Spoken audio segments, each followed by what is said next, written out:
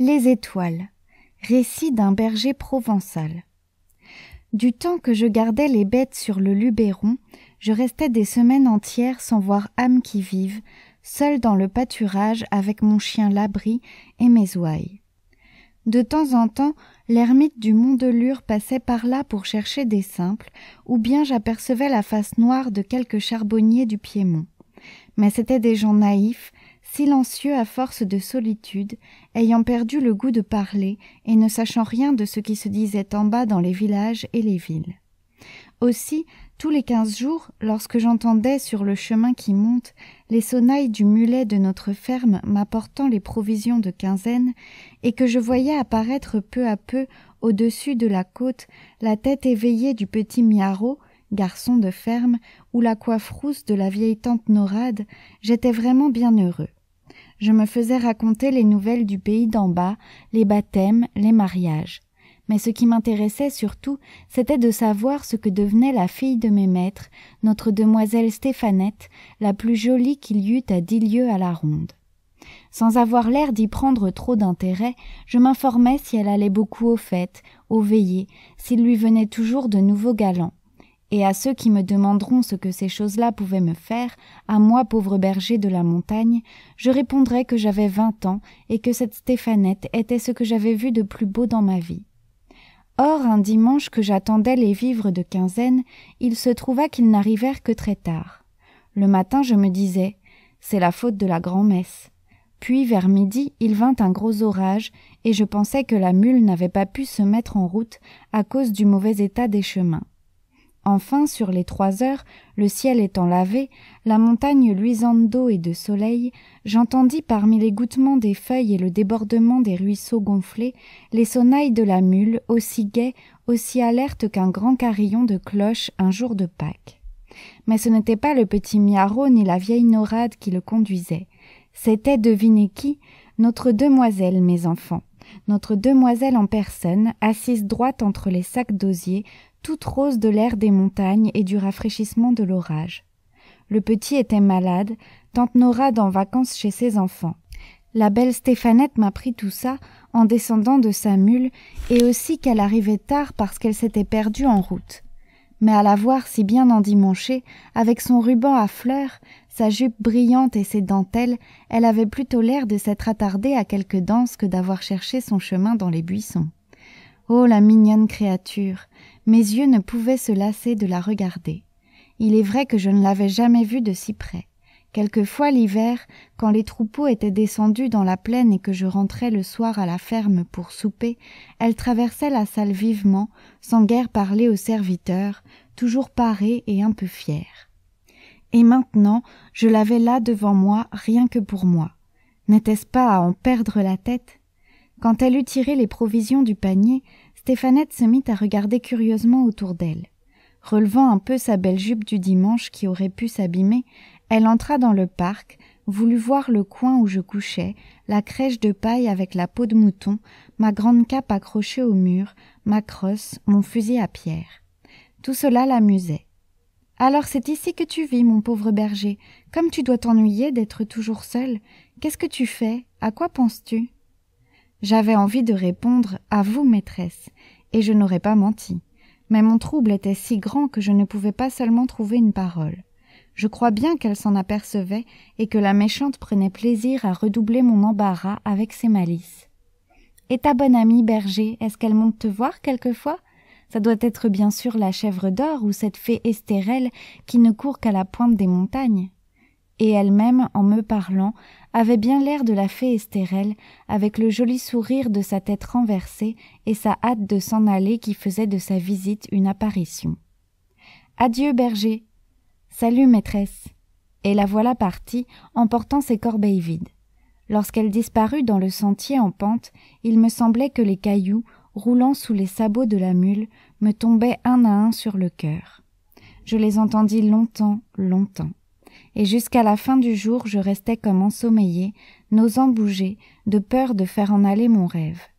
Vers le soir, comme le fond des vallées commençait à devenir bleu et que les bêtes se serraient en bêlant l'une contre l'autre pour rentrer au parc, j'entendis qu'on m'appelait dans la descente et je vis paraître notre demoiselle, non plus rieuse ainsi que tout à l'heure, mais tremblante de froid, de peur, de mouillure.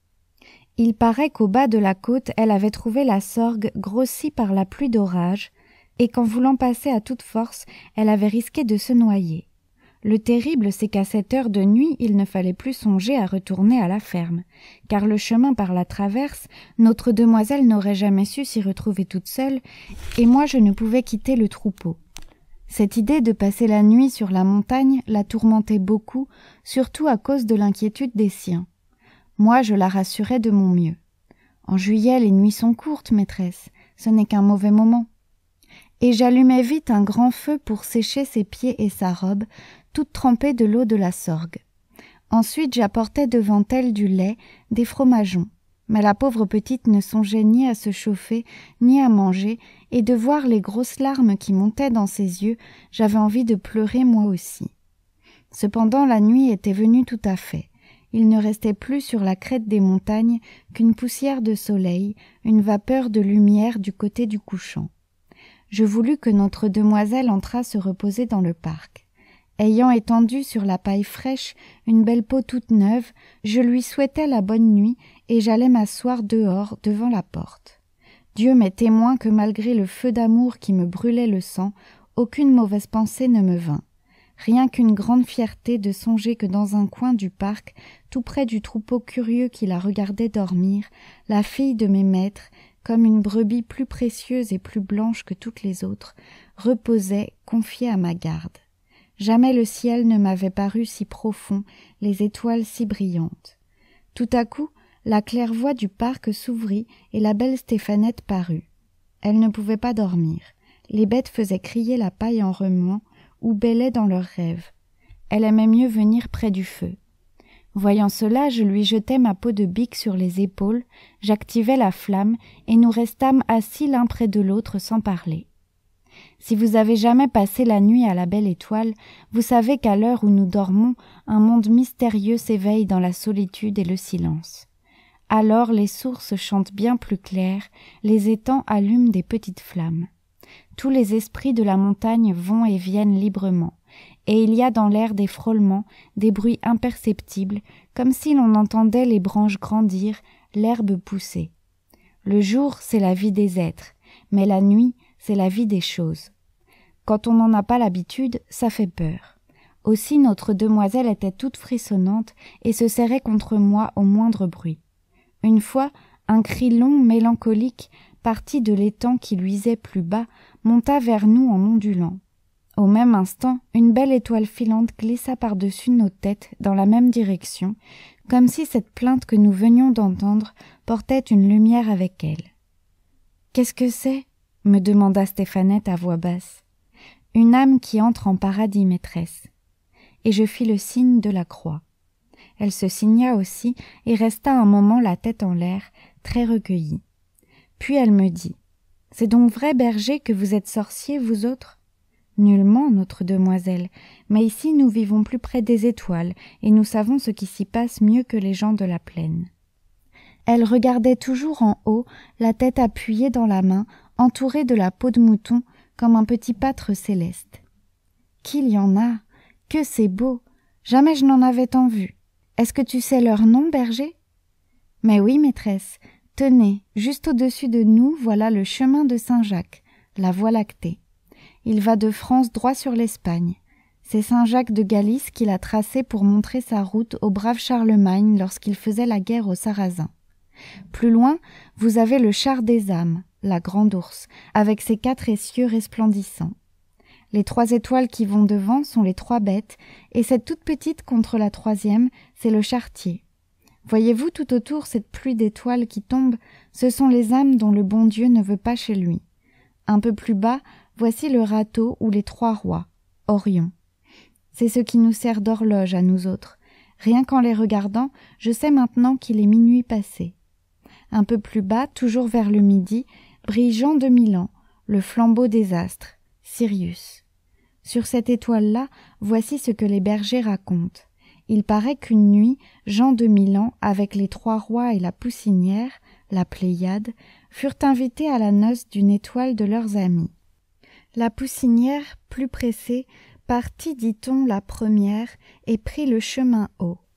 Regardez-la là-haut, tout au fond du ciel. Les 3 rois coupèrent plus bas et la rattrapèrent, mais ce paresseux de Jean de Milan, qui avait dormi trop tard, resta tout à fait derrière et, furieux pour les arrêter, leur jeta son bâton. C'est pourquoi les 3 rois s'appellent aussi le bâton de Jean de Milan. Mais la plus belle de toutes les étoiles, maîtresse, c'est la nôtre, c'est l'étoile du berger, qui nous éclaire à l'aube quand nous sortons le troupeau, et aussi le soir quand nous le rentrons. Nous la nommons encore Maglone, la belle Maglone qui court après Pierre de Provence, Saturne, et se marie avec lui tous les 7 ans. « Comment, berger, il y a donc des mariages d'étoiles » ? « Mais oui, maîtresse. » Et comme j'essayais de lui expliquer ce que c'était que ces mariages, je sentis quelque chose de frais et de fin peser légèrement sur mon épaule. C'était sa tête alourdie de sommeil qui s'appuyait contre moi avec un joli froissement de rubans, de dentelles et de cheveux ondés. Elle resta ainsi sans bouger jusqu'au moment où les astres du ciel pâlirent, effacés par le jour qui montait. Moi, je la regardais dormir, un peu troublée au fond de mon être, mais saintement protégée par cette claire nuit qui ne m'a jamais donné que de belles pensées.